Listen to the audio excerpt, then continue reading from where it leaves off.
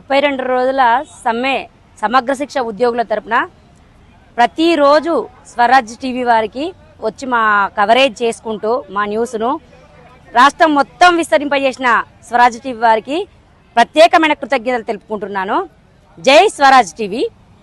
ఈరోజు నిన్న వచ్చిన సమాచారం ఏమంటే మా రాష్ట్రం నుంచి మా రాష్ట్ర నాయకులు సమ్మె విరమిస్తున్నాము, ప్రభుత్వం మమ్మల్ని పిలిచింది, మేము మాట్లాడాము, ఆర్థికపరమైన అంశాలు కాకుండా మిగతా విషయాలకు ఓకే అన్నారు, ఆర్థికపరమైన అంశాలకు కొంచెం టైం తీసుకుంటామని చెప్పారు. కాబట్టి 3 నెలలు మనం టైం తీసుకుందాం, నిరవధికంగానే మాత్రం మనం సమ్మె విరమిస్తున్నాము, సమ్మె మాత్రం నిరవధికంగా మాత్రమే నిలిపివేయడమైనది అని మాకు పిలుపునిచ్చారు సార్.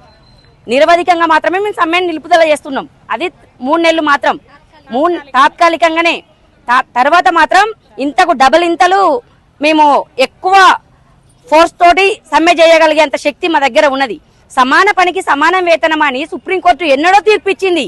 మీరు అమలు చేసుకోక రాష్ట్ర ప్రభుత్వాలు ఈ కోర్టు లేదు ఆ కోర్టు లేదు, మొన్న కదా సార్ మన హైకోర్టు ఇచ్చిన తీర్పు 3 నెలలు అవుతుంది.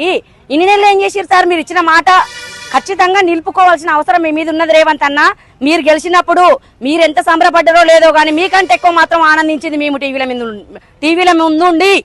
మీ ముఖం చూస్తే మా ముఖాలలో చిరునవ్వు వచ్చింది. మీరు ఇచ్చిన మాటను ఖచ్చితంగా నెరవేర్చవలసిందే అన్న. మీ ఆడబిడ్డలుగా మేము అడుగుతున్నాం, మేము వచ్చి మీకు రాఖీ కట్టాలి. రాఖీ పౌర్ణమి వరకు ఖచ్చితంగా నువ్వు రాఖీ కట్టించుకోవాలి మాతోటి. సమగ్ర శిక్ష ఉద్యోగుల ఐక్యత వర్ధిల్లింది, ఇప్పటికీ ముందు కూడా వర్ధిల్లుతుంది. కాబట్టి మేము సమగ్ర శిక్ష ఉద్యోగుల తరపున వచ్చి నీకు రాఖీ కట్టాలి, నువ్వు మాకు శుభవార్త చెప్పాలి. రెగ్యులరైజేషనే మా ఒక్కటే నినాదం అన్న, రెగ్యులరైజేషన్, సమాన పనికి సమాన వేతనం, సుప్రీంకోర్టు తీర్పు అమలు చేయన్నా అంతే. నిన్ను నెత్తిలో పెట్టుకొని చూసుకుంటామన్నా మేము. వచ్చే ఎలక్షన్లే కాదు, ఏ ఎలక్షన్లైనా నిన్ను నెత్తిలో పెట్టుకొని చూసుకునే బాధ్యత మాది. ఎందరికో ఎన్నెన్నో చేస్తున్నావు, కానీ పొద్దున లేస్తే ఉరికే ఆడపడుచుకు చేయన్నా. ముందు నిన్ను తలుచుకునే ఆడపడుచు, నీ అక్క చెల్లెలం, నీ అన్నదమ్ములం, ఉద్యోగస్తులం అన్నా. మేము 14, 15, 20 సంవత్సరాల నుంచి వెట్టి చాకరికి గురవుతున్నాము.